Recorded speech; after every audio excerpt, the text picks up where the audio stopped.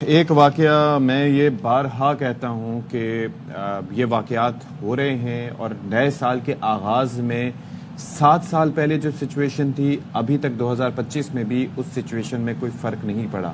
یعنی کہ نارملی کیا ہوتا ہے کہ کوئی واقعہ ایسا ہوتا ہے کہ جو آپ کو ہلا کر رکھ دیتا ہے, اس کے بعد آپ قانون سازی کرتے ہیں, اس کے بعد پولیس ایکٹیو ہوتی ہے, چیزوں کو زیادہ حساسیت سے دیکھتی ہے اور ان واقعات کی روک تھام ہوتی ہے.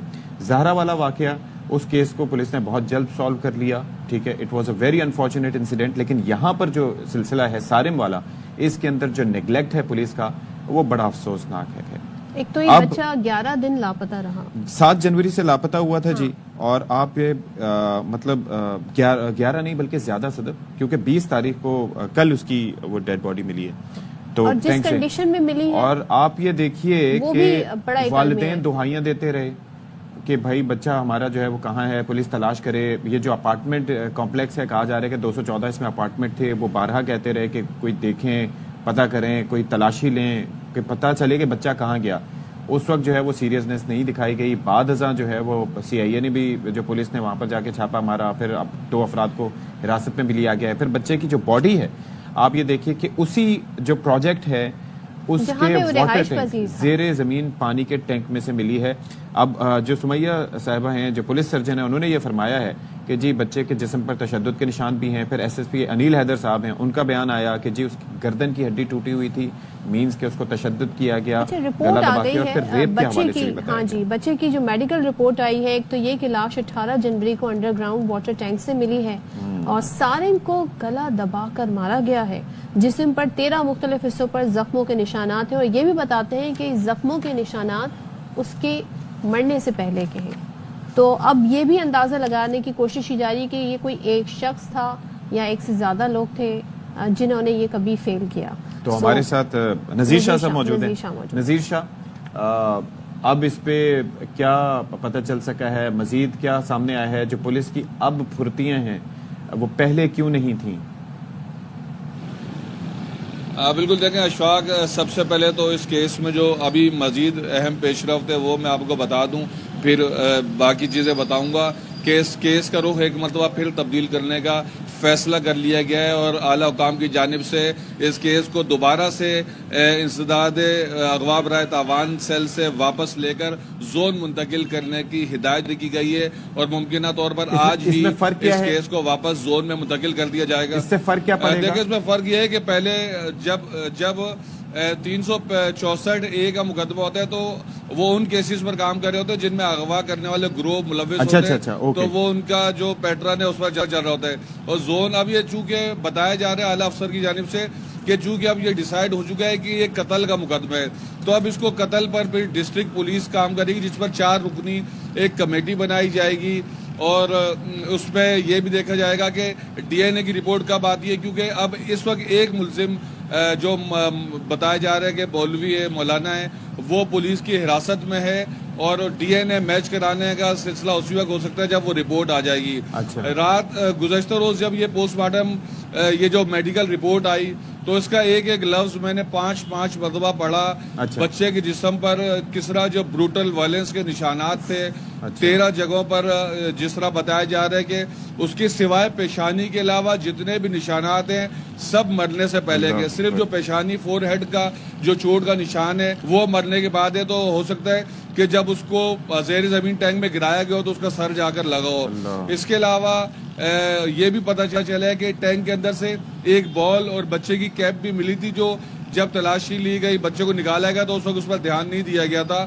اور اس کے علاوہ جو چادر اور ایک رسی بھی ملی ہے, جو گزشتہ روز جو ABCC اور CPLC کی ٹیموں کی جانب سے جو کامبنگ آپریشن کیا گیا تھا, جو ہم نے خبر نشر کی تھی جس میں بتایا گیا تھا, تو کافی حد تک پولیس نے اس پر کام کیا. لیکن بچے کے قاتلوں کے بارے میں یا قاتل کے بارے میں نذیر, آپ یہ بتا رہے ہیں کہ یہ پہلے جو تلاشی لی تھی اس میں کیپ اور بال ملی تھی, اس کے باوجود بھی پوری طرح سیٹسفائی ہے کہ انہوں نے کمپلیٹلی سرچ کیا تھا کہ نہیں کیا تھا ٹینک کو؟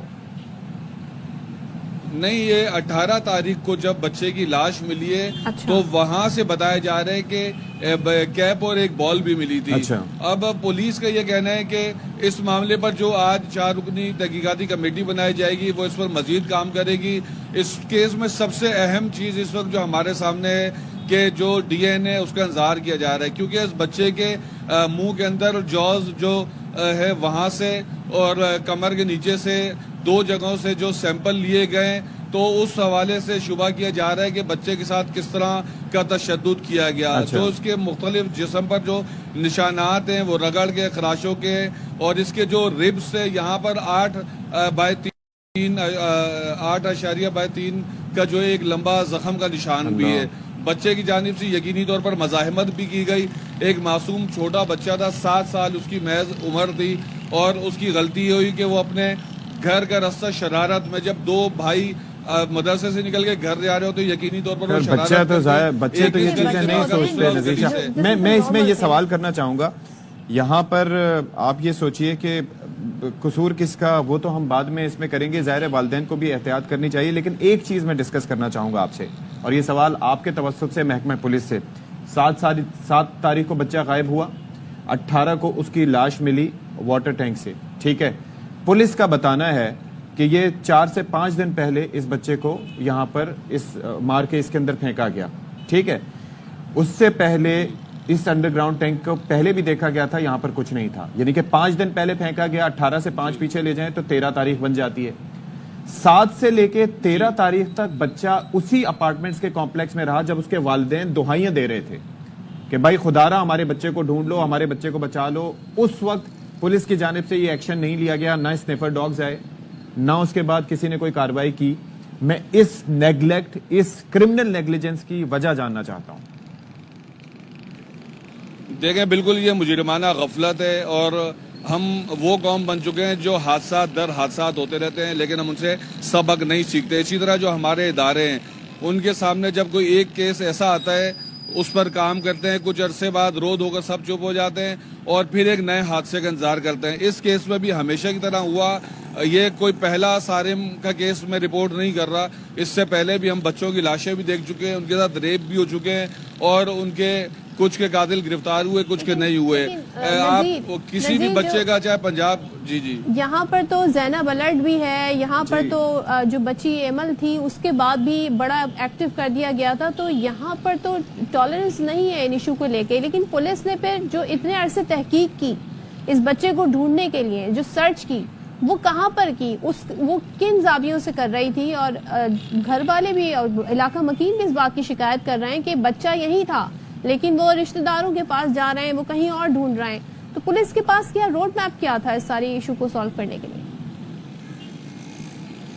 بالکل آپ صحیح کہہ رہے ہیں، اور اس کے علاوہ آپ کو یہ بھی بتاتا چلوں کہ ہر تھانے میں پولیس کی جانب سے جو ایک woman and child harassment cell بھی بنایا جاتا ہے، حکومت سندھ کی جانب سے دیکھا جاتا ہے، لیکن وہ سیل ایسے موقعوں پر کہاں ہوتے ہیں، کس طرح کام کرتے ہیں، ان کو جو بجٹ دیا جاتا ہے وہ کہاں خرچ ہوتا ہے، ان کی ایکسپرٹیز کو کس جگہ آخر یہ استعمال کریں گے جب ان کے اپنے بچے جائیں گے۔ اس کے علاوہ اگر یہ بچہ جب یہاں پر مسنگ ہوا تھا تو ہمارے پاس ٹیکنالوجی موجود ہے باڈی سینسر کی، انہوں نے کیوں ریسکیو 1122 کو فون کر کے نہیں بلایا کہ باڈی سینسر کے ذریعے زیر زمین ٹینک ہو یا دیگر جگہوں پہ چیک کیا جائے جہاں پر انسانی آنکھ نہیں جا سکتی، وہاں ٹیکنالوجی کام کرتی ہے۔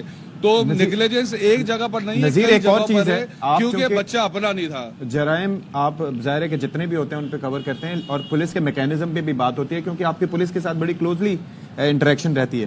مجھے یہ بتائیے گا کہ کیا آپ نے کبھی سنا ہے کہ زینب الرٹ پہ کسی نے بات کی ہو، یا وہ جو فیڈرل ایک ہم نے یہ سنا تھا کہ 2018 کے بعد باقاعدہ قانون سازی کی تھی، تحریک انصاف کے دور میں قانون سازی ہوئی تھی، اسد عمر صاحب اس میں پیش تھے، ایک فیڈرل اتھارٹی قائم کی گئی تھی جس کا نام تھا زارا، یعنی کہ اس کا یہ تھا Zainab alert response and recovery act تھا جو پاس کیا گیا تھا، اور یہ ایجنسی قائم کی گئی تھی جو اگر کوئی بھی بچہ غائب ہوگا تو اس کے سلسلے میں وہ بھرپور طریقے سے اپنے ریسورسز یوز کرے گی، اور مطلب یہ ہے کہ ایسا نہیں ہوگا کہ پیچھے ہٹیں گے۔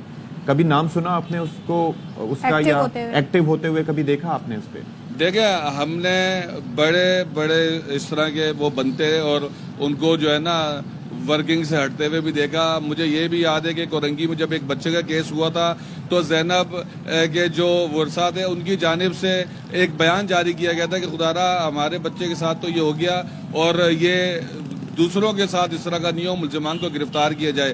لیکن بات یہ ہے کہ یہ بل بنتے ہیں، بننے کے بعد یہ ڈسٹ بن کی نظر ہو جاتے ہیں۔ ہمارے ہاں بل بننے کی کوئی ویلیو نہیں ہوتی. دین اینڈ دیئر جو ہو جاتا ہے ایکشن, ہم صرف اسی کو مانتے ہیں, کیونکہ ہمارے یہاں قانون بنتے جس طرح اسی طریقے سے توڑے بھی جاتے ہیں.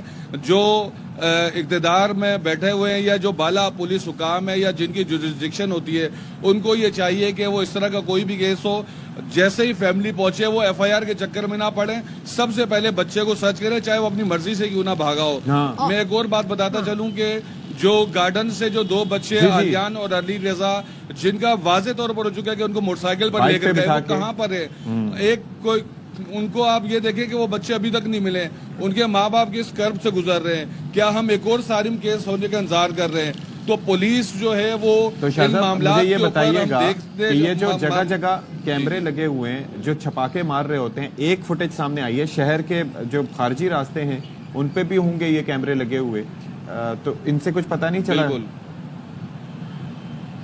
دیکھیں ہمارے جو کیمرے جو ہے نا, ہمارے یہ بینکوں کے, گھروں کے, دکانوں کے مرہون منت ہے آج تک. یہ جتنے ادارے ہیں, سیف سٹی کا سنتے سنتے ہم بچپن سے بڑے ہو گئے, اور اب پتہ نہیں ہماری عمر مزید کب نکل جائے گی, اور سیف سٹی کتنی دفعہ لانچ ہوگا, فیز 1 فیز 2. آپ اس وقت میں ریڈ زون میں کھڑا ہوں, یہاں پر تو ہمیں کیمرے نظر آ رہے ہیں, گورنر ہاؤس کے باہر کیمرے ہیں, ایکسپو سینٹر کے سامنے لگا دیے جاتے ہیں. لیکن ان علاقوں میں جہاں ضرورت ہے, جو مین کمرشل ایریا یا ریزیڈینشیل ایریا, پوش ایریا, چاہے کوئی بھی پوش ایریا بھی ہو, وہاں کے بچے بھی ہمارے بچے ہیں. تو ہر جگہ پر سیف سٹی کو ایکٹیویٹ کرنا چاہیے.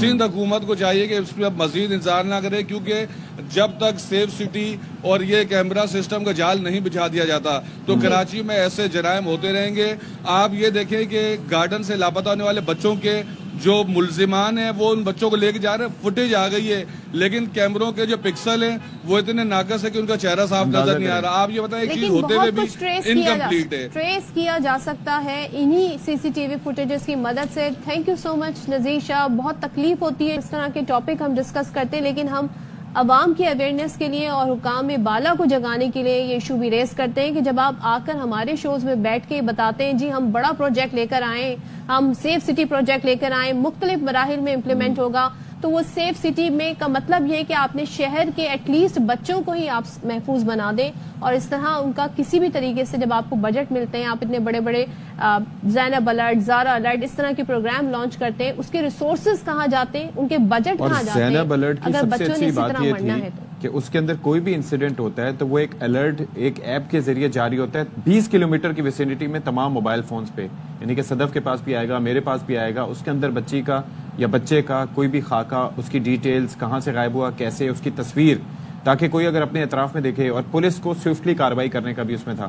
لیکن یہاں پر نام ہی ہم نہیں سن پاتے. یہاں پر وہی ہے کہ بچہ اپنی مرضی سے کیا ہوگا واپس آ جائے گا. 2 دن کی نہیں ہے بات, 11-11, 12-12, 18-18 دنوں کی ہے. یہ جو بچے گارڈن سے لاپتہ ہیں ان کو ڈھونڈ لے خدا را, ان کو لاپتہ ہوئے 7 روز سے اوپر گزر گیا ہے.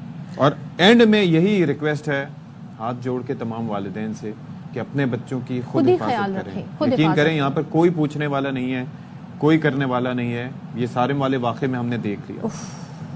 آپ جو مرضی کرتے رہیں وہ بچہ واپس نہیں آئے گا. اگر یہی کاروائی 7 تاریخ سے لے کے 13 تاریخ تک ہو جاتی تو وہ بچہ زندہ ہوتا, اپنے ماں باپ کے پاس ہوتا. کر سکتے ہیں کہ اللہ پاک ان کے گھر والوں کو صحت اور صبر عطا کرے.